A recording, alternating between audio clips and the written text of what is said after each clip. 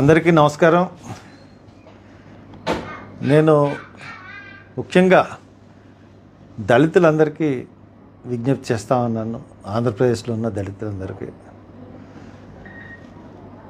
నేను తెలుగుదేశం మేనిఫెస్టో చూశాను.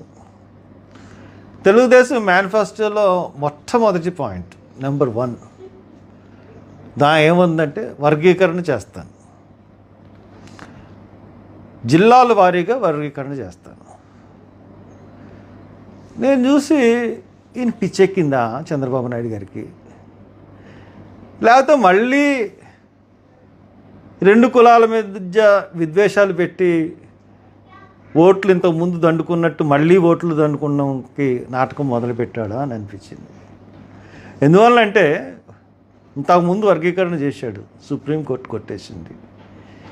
మోడీ లాంటివాడు సుప్రీంకోర్టు నిర్ణయం గురించి ఎదురు చేస్తున్నాం, ఏదో కమిటీ వేసామని నేషనల్ లెవెల్లో ప్రైమ్ మినిస్టర్ చెప్తా ఉంటుంటే, లోకల్గా ఈ రాష్ట్రానికి ఎస్సీ సబ్జెక్ట్ అంటే ఇది రాష్ట్రానికి కేంద్రానికి సంబంధించిన సబ్జెక్టు.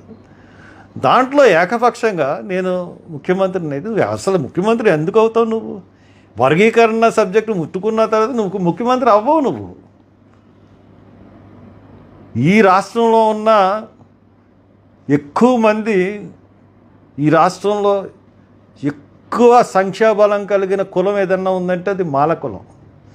మాలకులం మొత్తం వర్గీకరణని వ్యతిరేకిస్తుంది. ఎందువలన వ్యతిరేకిస్తుందంటే మాలకులం బాగుపడిపోతుందని వ్యతిరేకించట్లేదు. దళితులందరూ కలిసి ఉండాలి, దళితులందరూ కలిసి ఉన్నప్పుడే రాజ్యాధికారం సాధించగలుగుతాము అన్న ఒక ఉద్దేశంతో మాలకులం స్థిరంగా నిలబడి ఉంది.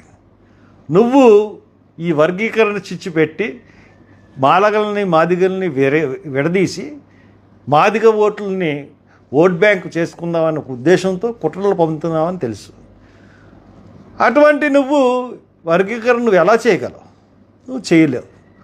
చేయకుండా మేనిఫెస్టోలో పెట్టావంటే నువ్వు పెద్ద మోసగాడు అన్నది మట్టుకు చాలా క్లియర్గా అర్థమవుతుంది చంద్రబాబు నాయుడు గారు. ఇకపోతే నేను మొన్న ఒకసారి రామకృష్ణ గారు అని చెప్పేసి ఒక జడ్జి గారు ఉన్నారు. ఆ జడ్జి గారు నాకు ఫోన్ చేశారు. ఫోన్ చేసి ఆయన, సార్ ఏంటి సార్ ఈయన ఎలా మాట్లాడుతున్నాడు అన్నాడు. ఎవరు సార్ అన్నాను. సార్ చంద్రబాబు నాయుడు గారిని కలిశాను సార్ నేను. ఆయనకి దళితులంటే చాలా వ్యతిరేకత ఉందండి. ముఖ్యంగా దళితులంతా వ్యతిరేకత ఆయనకి, నరనరాల్లోనూ దళితులంటే వ్యతిరేకత ఉంది.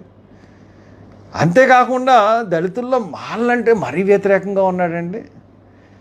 నేను ఇది ఎక్స్పెక్ట్ చేయలేదండి. ఆ టీవీల్లో చూపెడుతున్నది చూసి, TV5, టీవీ ఆంధ్రజ్యోతి వీటిల్లో చూసి నేను ఈయన చాలా సపోర్ట్ చేస్తున్నాడు అనుకున్నాను. కానీ అయ్యో, మీరు చంద్రబాబు నాయుడు గారి హయాంలో ఎన్నో అత్యాచారాలు జరిగినాయండి. అన్నిటికన్నా పెద్ద అత్యాచారం గరగపర్రులో కుల బహిష్కరణ చేశాడు. అటువంటి గరగపర్రునే ఒక్కసారి కూడా సందర్శించలేదు. ఆయన జగన్ గురించి మాట్లాడతాడు. అలాగే జర్రిపోతులపాలెంలో ఒక మహిళని వివస్త్ర చేశారు. వాళ్ళు 40 ఏళ్ళ నుంచి ఆ స్థలంలో ఉంటే చెట్టు నీరు కింద అది తెలుగుదేశం కార్యకర్తలు ఆక్రమించుకొని వెళ్ళడానికి చూసినప్పుడు వాళ్ళు అడ్డుకుంటే వాళ్ళని వివస్త్ర చేసి కొట్టారు తెలుగుదేశం కార్యకర్తలు. కాబట్టి అప్పుడు నేను వెళ్ళాను, నైట్ అంతా అక్కడే ఉన్నాను, వాళ్ళకి అండగా నిలబడ్డాను. ఇటువంటి తత్వం ఉన్నవాడండి చంద్రబాబు నాయుడు. ఎస్సీలకి ఏమీ మేలు చేసే మనస్తత్వం కాదు. ఇప్పుడున్న అవకాశాలని, ఇప్పుడు జరుగుతున్న అత్యాచారాలని ఎన్కాష్ చేసుకోవడానికి చేస్తున్నాడు తప్పితే నిజంగా దళితుల మీద ప్రేమ లేదు. ఇప్పుడు వర్గీకరణ సబ్జెక్ట్ పెట్టిన తర్వాత నేను మాల సామాజిక వర్గాన్ని అడుగుతున్నాను, మీరు ఎవరన్నా ఇంత ఓపెన్గా అతను మనని వద్దనుకున్నప్పుడు 54 లక్షల మంది మాలలు ఎవరన్నా చంద్రబాబు నాయుడు గారికి ఓటేస్తారా? మీరు ఓటేస్తే మీ ఇష్టం.